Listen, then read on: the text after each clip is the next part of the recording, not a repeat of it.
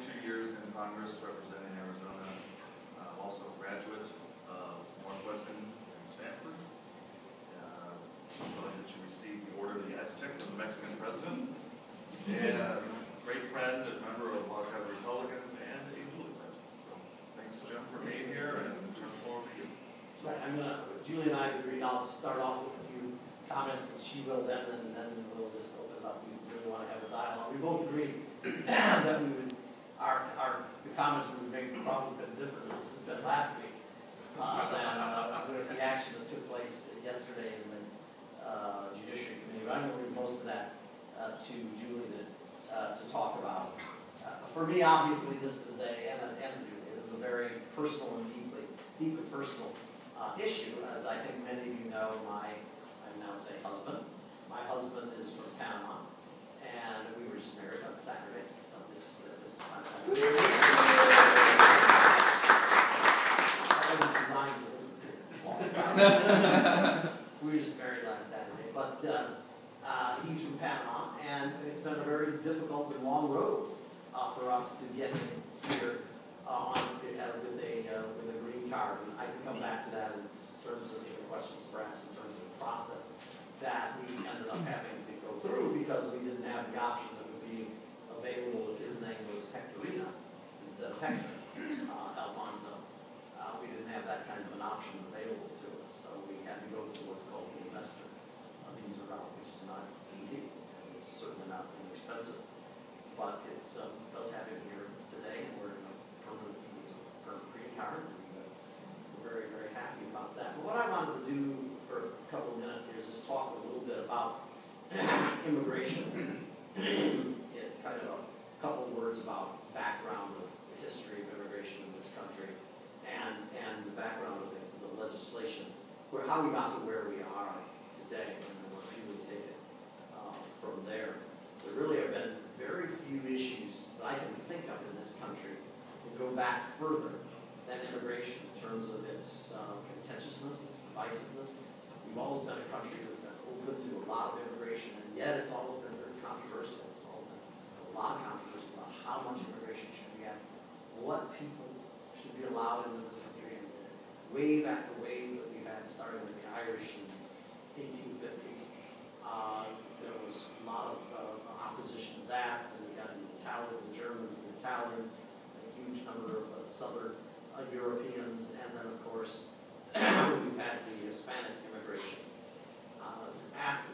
But for the most part, this was a country that didn't have a real immigration, didn't have an immigration policy in terms of legislating who came into the country and who didn't until the 1900s. And after, in the 1920s, after World War I, we adopted a very draconian approach to immigration, very racist, I should say, approach to immigration, where it was based really entirely on race. And they did it by saying, going back to the 1890, thereabouts was the marker year, and the amount of people allowed to immigrate was based on the number coming in from those countries in that year. That was the peak of Northern European immigration, the Germans, the Swedes, the Norwegians, the Brits, before the huge number of Italians and others, and Greeks came into the country.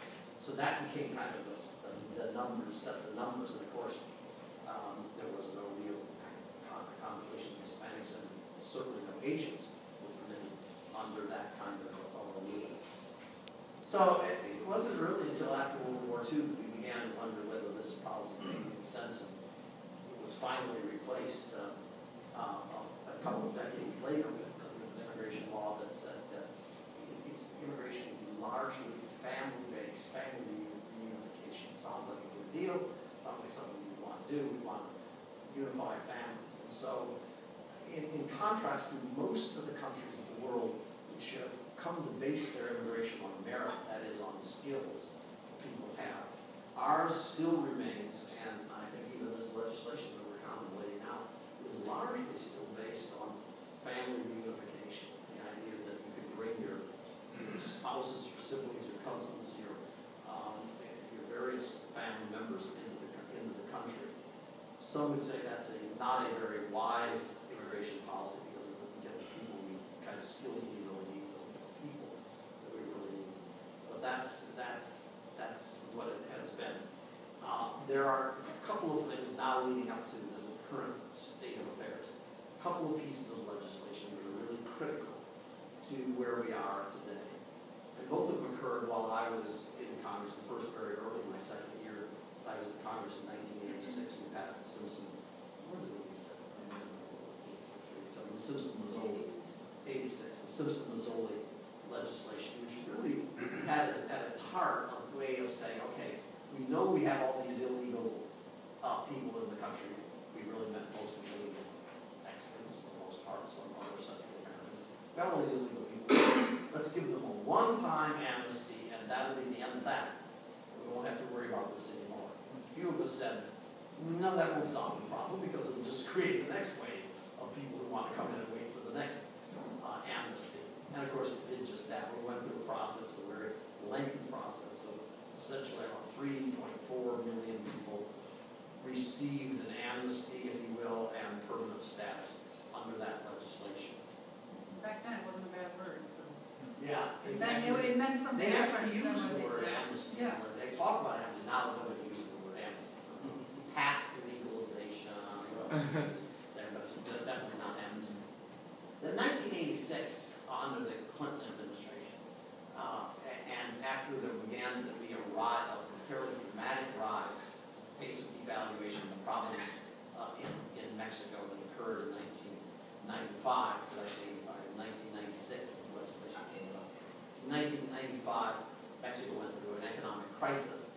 There was a huge influx of Mexicans coming across the border into the United States.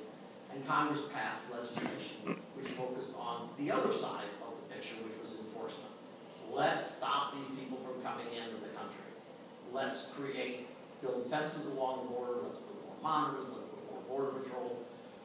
When I first was elected to Congress in the 1980s, there were 250, I think I'm about right, 250 border patrol agents in my district, which was Tucson.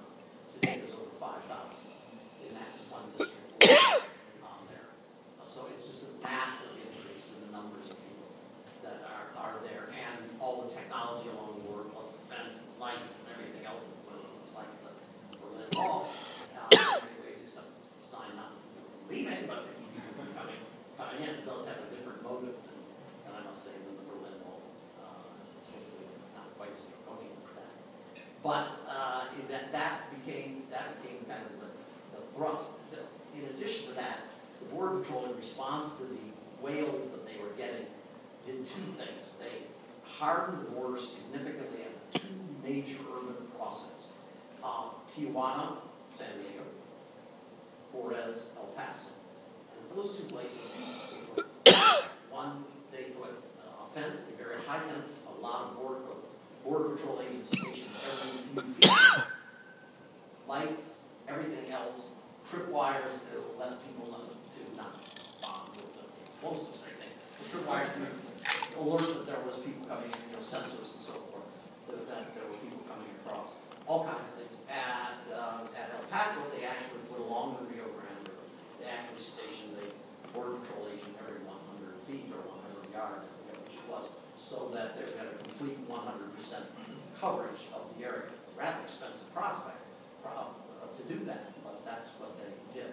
The result was that the immigration all got funneled into, guess where? Arizona. The 5th Congressional District and the 5th Congressional District of Arizona. And so by the year 2004,